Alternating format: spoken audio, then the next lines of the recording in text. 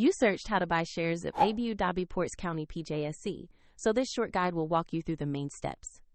Abu Dhabi Ports CO PJSC is a maritime and logistics company listed on the ADX under the ticker ADPORTS.DH, and this is educational information, not financial advice. To buy shares, you need a broker, and I'll use eToro as an example to show the process. After registering, you must verify your account with an identity document and add funds before making a purchase. Use the platform search box and type the ticker ADPORTS.DH to find the listing.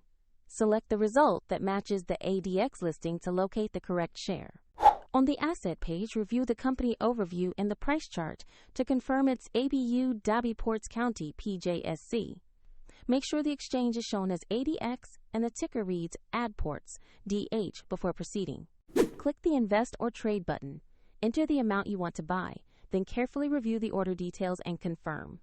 If the ADX market is closed, your order may be queued until it reopens. And if you don't have sufficient funds, the platform will prompt you to add money before confirming.